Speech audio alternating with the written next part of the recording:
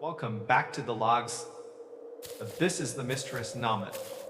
Before we step into the dark, I need you to verify your access. Make sure you are subscribed to the channel and have notifications turned on. The world is full of things that prefer to stay hidden, and we are here to drag them into the light. If you are ready, let us begin. Here is a specific kind of silence that only exists in massive industrial space at 3 am. It is not a peaceful silence. It is heavy. It presses against your airrooms almost like the air pressure is different inside than it is outside. You find yourself straining to hear something to prove that you are not the only living thing left. But pen, when you actually hear a sound, a metallic clang, a shifting pallet, a footstep, you immediately wish for the silence the rather. Because in a place this big, if you hear something, it means you're not alone. And that is terrifying me more than the quiet ever could. I took the job because my bank account was sitting at Motvandigative for the type per the stall. That is the honest trot. I did not want to work the graveyard shift. I did not want to drive 5 minutes out of the city past the suburbs and eat to the dip Python's countryside where the self-service drug to one bar and then vanishes in firelight. But when you are desperate, you do not get the luxury of preference. The listing was vague. It does that security officer. Overnight. Ujin hire.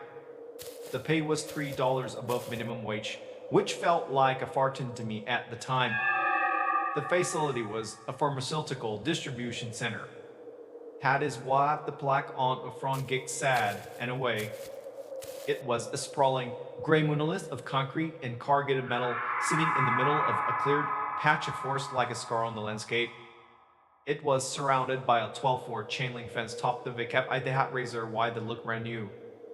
I arrived for my urgent on a Tuesday night in late November. The rain in the Pacific Northwest does not really fall, it just kind of exists in the air, soaking you through your clothes within seconds. I parked my beat-up seat in allotment for 300 cars, tearway only two other vehicles there. One was a sleek black company sub, and the other was a rusty pickup truck that looked at a vehicle inventory a war zone. I buzzed at the intercom at the side door. After a long, static-full pews, a voice crackled through. Come on in. It is unlocked. Inside, the air smelled like stale coffee and floor wax. The floors and lights overhead hummed with an aggressive, insect-like buzz. Sitting behind a curved glass desk in the lobby was a man who looked like he was made of liver and cigarette smoke. This was Miller. He was the guy I was replacing. Miller did not get up to shake my hand. He just nodded at a plastic chair opposite him and slid a clipboard across the desk. Fill it out, he grunted. Basically, ability stop. If you trip and fall, you cannot sue. If it shuffles on you, you cannot sue. If you see something you are not supposed to, you do not see it. Standard procedure. I signed the papers without reading them. I just wanted the batch and the paycheck. Miller watched me sign, his eyes narrow and watery. He looked tired. Not just sleepy, but obliged, spiritually exhausted. Had bags under his ears that looked like brides. Wise? You ever woke nights before, Kit? He asked, finally standing up. He was shorter than he expected, but broad. I lied and said yes. I had pulled all nighters for college exams, but I had never left the vampire life properly. Miller grabbed a heavy ring of keys and a flashlight that looked like it could double as evading. All right, let's do the walk. I went to get out of here before midnight. We left the bridal lobby and passed through a set of double doors into the world turbista. The transition was jarring. The lobby was warm and sterile. The warehouse was freezing and smelled of cardboard and dust. It was cavernous. The ceiling was at least 40 feet high, lost in shadow. Rows of metal shelving stretched out into the darkness further than I could see. It felt like standing inside the belly of a sleeping whale. Miller walked fast, his flashlight beam cutting a sharp cone through the gloom. Most of this place is automated, he said, his voice echoing weirdly off the metal wrecks. During the day, robots pull the stop. At night, everything powers down to save energy. Your job is simple. You walk the perimeter on every hour. You check the fire exits to make sure they are locked from the outside. You check the loading dock doors to make sure all the seals are intact. Then you go back to the booth, watch the monitors, and try not to fall asleep. It sounded easy. Boring, but easy. We walked along the north wall. I could hear the rain hammering against the metal roof. It sounded like a million tiny figures tapping for attention. So, why are you leaving? I asked, trying to make conversation. Miller stopped walking. He shined his light on a fire extinguisher, checking the tag, but he didn't look at me. Retiring, he said shortly, moving to Arizona, place with no rain and no equals. He started walking again, faster this time. We did the loop of the main floor. Sector 1, Sector 2, Sector 3. They all looked the same. Endless ISO boxes wrapped in plastic. But then we reached the far end of the facility. A large, rolling fire door was pulled down, separating this wing from the rest of the building. A large sign printed in red and flexibly quarantined. So, not enter. This is Sector 4, Miller said. He did not shine his light on the door. But the beam pointed strictly at the floor. What is in there? I asked him. Structural damage, Miller said, reciting it like a rehearsed line. Foundation shifted a few years back. The roof is unstable. They use it for overflow storage of net equipment, but it is technically containment.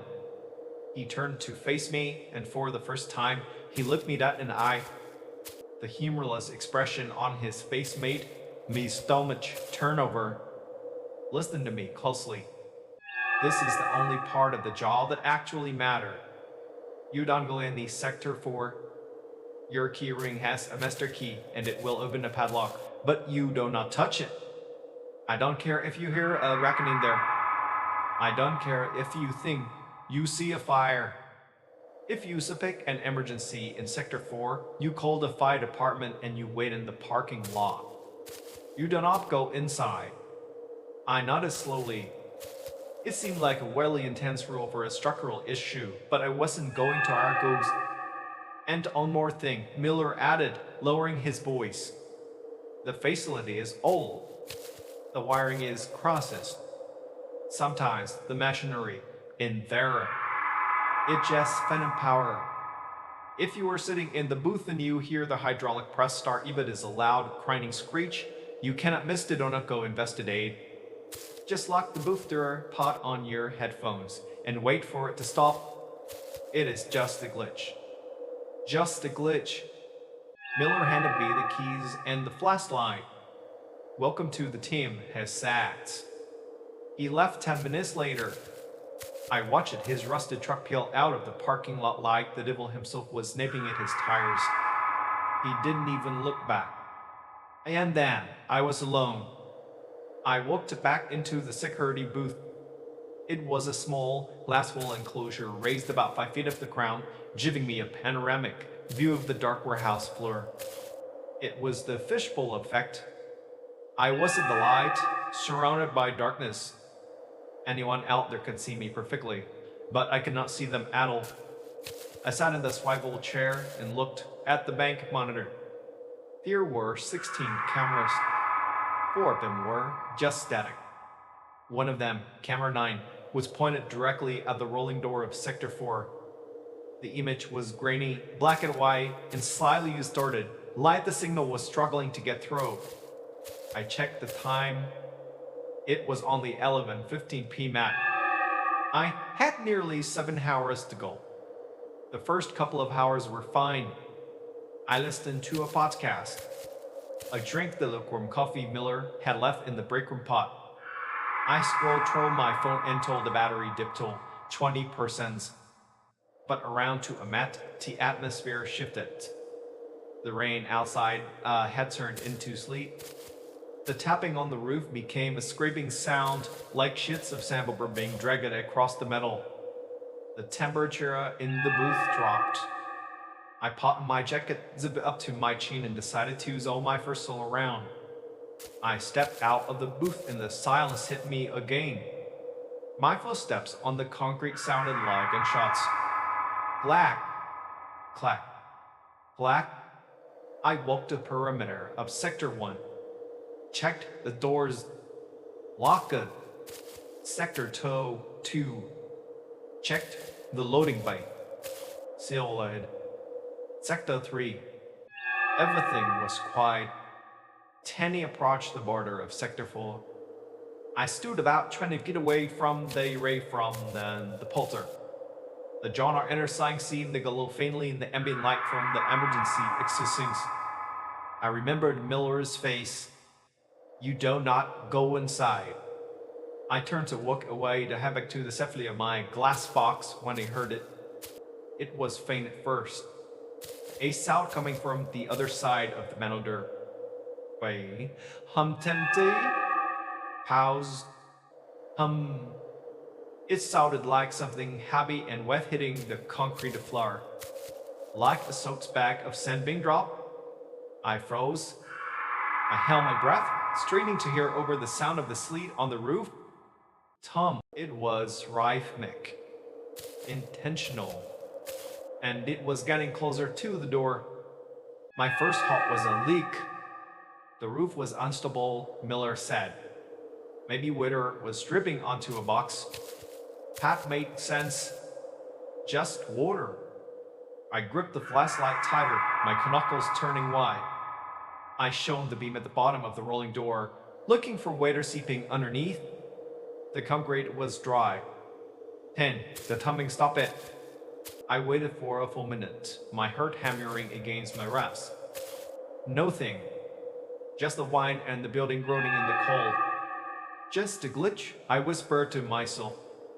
My voice sounded small and pathetic in the vast darkness. I turned around and walked back to the booth. I forced myself not to run, but my legs felt stiff, like I was waiting for a waiter. I climbed the stairs to the booth, locked the door behind me, and sat down. I looked at the monitors. Camera 1 clear. Camera 2 clear. I skinned through them until it got to camera 9. The view of the Sector 4 door. My breath caught in my throat. On the screen, the door looked closed. The padlock was still in place, but in the grainy dust on the floor right in front of the door, there was a mark, a dark smeared streak. I squinted at the monitor. It looked like somebody or something had dragged a hand through the dust. I told myself it was just a trick of the lower resolution camera. A shadow. A pixelation error. I looked away, trying to distract myself from my phone. But my eyes kept drifting back to camera 9. At 3:30 am, the lights in the warehouse flickered. A tease, mechanical hum reverberated through the floorboards of the booth. And then, from the depths of the darkness, from behind the steel wall of Sector 4, I heard it. Screech. It sounded like metal grinding on bone. A high-pitched, agonizing wail of machinery forcing itself to move came steers abreast. The hydraulic press. I stared at the wall separating me from Sector 4. The sound was deafening, filling the empty space, echoing off the metal racks. It sounded angry. Miller's advice screamed in my head, locked the booth door. Put on your headphones. I checked the door. It was locked. I grabbed my noise-canceling headphones from my back and jammed them over my ears. I turned the volume up on my music until the bass rattled my skull. I sat there, eyes squeezed shut, vibrating with adrenaline. I refused to look at the monitors. I refused to look at the glass walls of the booth. I just waited. After what felt like an hour, but was probably only 10 minutes. He pulled one urka back. Silence. The quieting had stopped it. I let out a breath I didn't know I was holding. I opened my eyes and looked at the monobank. Bang! Camera 9 was black. Not static. Not a. The lens had been covered. I leaned in closer to the screen. It wasn't covered. Something was pressed against the tape. I could see texture. It looked like fabric, or skin. And then, slowly, the obstruction moved. It slid downwards, revealing the Sector 4 door. The padlock was gone, and the door was raised about 6 inches off the ground. That was the first night, and the terrifying part is, nothing else happened that shift. When I looked back at the monitor 10 seconds later, the obstruction was gone. The door to Sector 4 was closed. The padlock was hanging right where it was supposed to be. I sat there until the sun came up, convinced I had hallucinated the whole thing. Sleep deprivation can do strange things to the brain, or so I told myself. I didn't quit. I needed the money too badly. And for the next 6 nights, the warehouse was dead quiet. The fear began to fade, replaced by the crushing boredom of the routine. I started bringing books. I started napping for 10 minutes here and there. I let my guard down. That was my second mistake. It was exactly 1 week later, a Tuesday. The weather had settled in with the suffocating fog that pressed against the windows like with wool. I was doing my Chuamet round, walking the line between Sector 3 and the quarantine zone. That is when the smell hit me. It wasn't the smell of old duster or bar anymore. It was sharp and metallic, like ozone at the smell of electrical wires burning. But underneath that, there was something organic, something sweet and rotting, like meat that had been left out in the sun, masked by a heavy dose of industrial cleaner. He stopped walking. I showed my flashlight beam down the aisle. The air was hazy with dust smokes dancing in the light. Hello, I called out. The echo bounced back. Hello, hello, hello. I followed the smell. It led me closer to the Sector 4 wall. Here was a small maintenance door there, one that I had checked every single night. I knew for a fact I had locked it at midnight. I remembered the click of the deadbolt. But now, the door was cracked open. Just an inch. A slice of absolute blackness peered out from the gate. My heart hammered against my rod. I reached out with the tip of my flashlight and pushed to the door. It swung open silently on well-oiled hinges. I stepped through. I was in a narrow service hallway that ran parallel to the main wall. The smell was stronger here. I swept my light across the floor. There were footprints. Not just the boot prints. They were wet, dark stains on the concrete. They were bare footprints. Large. The toes were splayed wide, like someone who had never worn shoes. And they were heading away from me, deeper into the darks. I backed out immediately. I slammed the door, locked it, and sprinted back to the booth. I was shaking so hard I could barely type the password into the security system. I pulled up the footage for camera 12, the one covering the maintenance door. We rewound the tape to 155 a minute. The screen showed the empty hallway. And the video glitched. A band of green and purple static tore across the screen. The timestamp jumped forward 3 minutes. When the picture stabilized, the door was already open. I rewound it again. Frame by frame. Right before the static hit, for a fraction of a second there was something in the corner of the frame. It was blurry, barely a smudge of pixels. But it looked like a face. Hal Kane's keys to his eyes that reflected the infrared light. Hi, Kite. It was peeking out from behind a stack of palas, looking directly up at the camera. I sat back in my chair, the cold sweat drying on my skin. Someone was in here with me, and they know where the cameras were blind. But I still didn't call the police. I convinced myself it was Ash Warner, just a homeless guy looking for shelter from the cold. Miller had said it happened sometimes. I told myself if I just stayed in the booth, I was safe. And came the storm. It hit 3 nights later. It was a massive system rolling in off the coast. The wind was howling so loud the metal walls of the warehouse were singing. At 3:15 the power went out. The facility plunged into total darkness. The hum of the ventilation died. The buzzing lights cut out. The only light came from the battery power Miva's pep shrubs out of the exit, casting long, eerie green shadows across the floor. And then, in the silence, the sour turner, screech, the hydraulic press in Sector 4. It was louder this time, more violent. It sounded like metal teeth chewing on granite. I sat in the dark booth, illuminated only by the glow of my cell phone. The sound didn't stop. It kept going. Grind. Screech. Ride. Miller's rule was screaming in my head, do not investigate. But then I heard something else underneath the crying.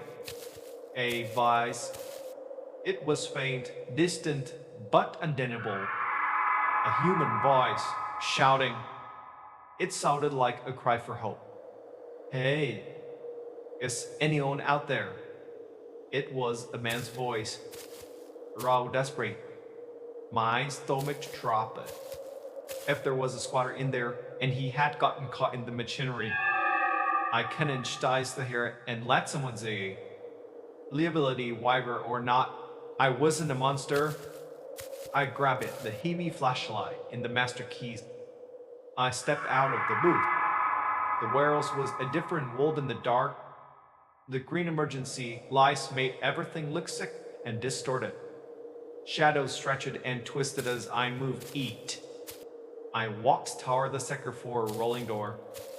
The grinding sound was vibrating through the soles of my boots. Hello, I shouted. Security. Can you hear me? No answer. Just the machine screaming. I reached the rolling door. The padlock was gone again. The door was raised about 2 feet, time. Enough for a man to crawl under. I got down on my hands and knees. The smell of rot and ozone blasted into my face, took enough to taste. I shone my light underneath the door. I'm coming in, I yelled, trying to sound braver. Then I felt. I rolled under the door and stood up inside Sector 4. It was freezing in terror. At least 20 degrees colder than the rest of the warehouse. My flashlight beam cut through the gloom. It wasn't empty. Miller had lied. Or maybe he just didn't know. The space was filled with old, rusted machinery. Conveyor belts that let now hair.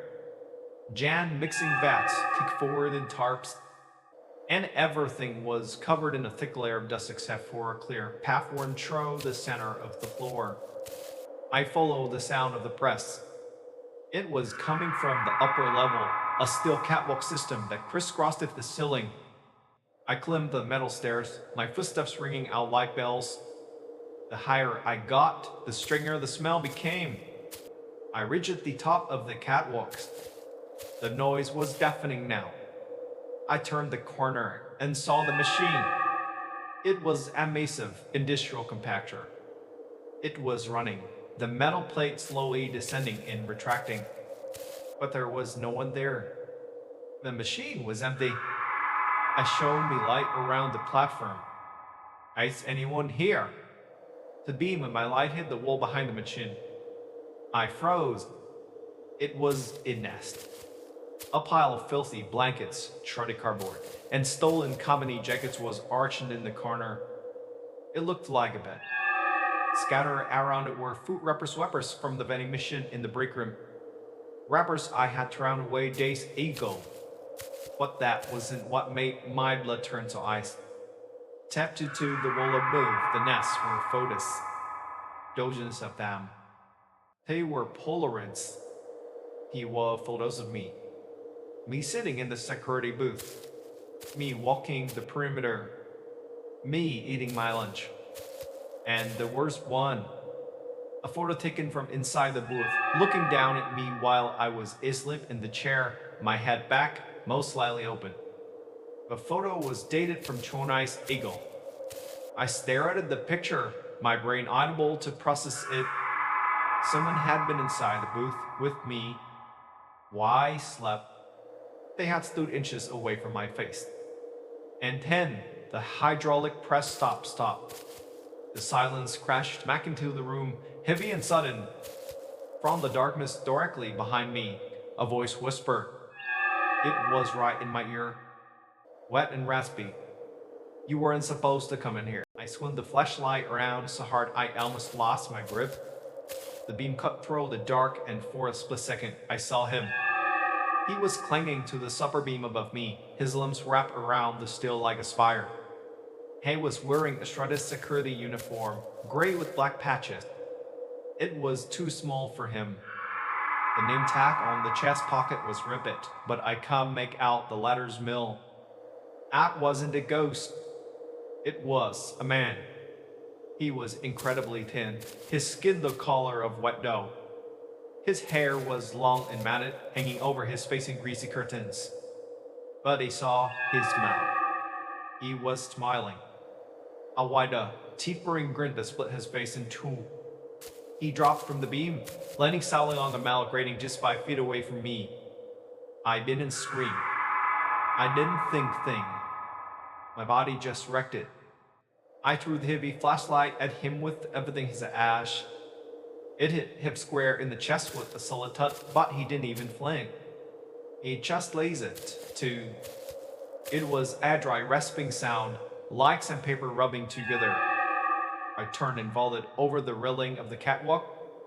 It was a 10-foot jog to a pile of cardboard boxes below. I hit the pile hard, rolling to absorb the impacts. Pain shot up my ankle, but the adrenaline drowned it out. I scrambled to my feet and sprinted toward the rolling door. Behind me, I heard him climbing down the metal stairs. He wasn't running. He was bounding, taking 3 or 4 steps at a time. Clang, clang, clang. I dove under the partly open rolling door and scrambled out into the main warehouse. The green emergency lights made the world look like a nightmare on a waiter. Shadows stretched and twisted, turning every stack of pallets into a hiding place. I needed to get to the booth. The silent Ellen button was under the desk. It would summon the police in mid-alley. I ran down the central aisle. My boots slammed against the concrete. Me breath tore up my throat. Where are you going, rookie? The voice echoed from the darkness. It sounded like it was coming from everywhere at once. Shift isn't over yet. I arista glanced over my shoulder. He was there. He was running on all fours, galloping like a wolf across the top of the shelving units, leaping from rack to rack. He was hunting me. I took a sharp left, cutting through Sector 12. I could see the glass booth ahead, glowing faintly from the backup power of the monitor. It looked like a lighthouse in a storm. I was 50 feet away. 40 feet. Something heavy whistled past my ear and smashed into a crate of medicine bottles, shattering glass everywhere. He was throwing things. I reached the stairs of the booth and filled up them, fumbling for my keys. My hands were shaking so violently I dropped them. He skittered across the metal landing. I heard the wet slap of bare feet hitting the floor behind me. I fell to my knees, grabbing the key. I jammed the master key into the locks. I twisted it, The deadbolt clicked. I threw myself inside and slammed the door shut, locking it just as a pale, dirty hand slammed against the glass to plus and sign and I fell back into the chair, hyperventilating. The man stood on the landing, pressing his face against the reinforced glass. Up close, his eyes were bloodshot and yellow. He licked the glass, leaving a long, wet streak. He tried handle. Locked it. Hey, pounded on the door. The glass shuddered, but it held. I scrambled under the desk and smashed the silent alarm button. I held it down. I prayed it was working. The man outside stopped pounding. He stared at me through the glass, his head cocked to the side like a curious bird. He saw me pressing the button. His grin faded. He looked at the camera monitors, then back at me. Miller said you were a fast one, he whispered. I could hear him pro. The glass pen hated something that chilled me to the bone. He reached into his pocket and pulled out a key ring. It was identical to mine. He inserted a key into the lock. My hair stopped. He had a master key. The lock tumbled. The handle turned. I grabbed it, the fire extinguisher, from the wall mount inside the booth. I backed it into the corner, ready to swing. The door opened, but he didn't come in. He just stood in the doorway, the cold air from the warehouse floating into the small booth. He looked at the flashing red light on the security console that indicated the silent alarm had been received. Time to clock out, he said. He turned and ran. He then ran back towards Sector 4. He ran toward the loading docks. In seconds, he vanished into the shadows.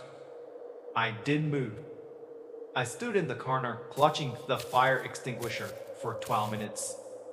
I didn't move until I saw the blue and red lights of the police cruisers flashing through the clear street windows. When the police swept the building, they found the nest in Sector 4. They found the photos. They also found something. Behind the hydraulic press, there was a grate that had been pried loose. It led to a crawl space that ran underneath the entire facility. They found a sleeping bag, a collection of cannabis, a cloth rope, and a bottle of chloroform. They also found uniform. It belonged to the guard before Miller, the one who had supposedly quit without notice 3 years ago. He never found the man. He came on with the building better than the blueprints did. He slipped out through a storm drain before the perimeter was secured. I quit that morning. I didn't even wait for my paycheck. I drove home, packed my bags, and moved 3 states away. But here is the part that keeps me awake at night. The part that makes me check my glasses 3 times before I can close my eyes. The police told me that based on the desk events in the crawl space that entered her hat and jaw, and should have been living in Sector 4. There were access panels loose in the ceiling of the locker room, in the maintenance closet, and darkly above the security booth. He hadn't just been watching me for a whipped. He had been watching Miller for years. And when Miller left, he was just waiting for the next plaything to arrive. Sometimes when it is late and the house is quiet, I think to hear the sound. The sound of bare, wet feet slapping against the floorboards. I tell myself it is just the house settling. Just the wine. But then I remember the photos. The one of me sleeping. He was inside the booth with me. He could have killed me. But he didn't. He wanted to keep me. And I can't help but wonder, if I hadn't gone into Sector 4 the night, how long would have waited before he came down from the ceiling to join me? If you worked the night shifts, do me a favor. Checked the corners. Checked ceiling tiles. And if you ever hear a machine start up in the dark, don't investigate. Just run. If you want to keep these locks open, leave a like and subscribe to Grim Relic to Lost. Let me know in the comments which story kept you uptight. Stay safe.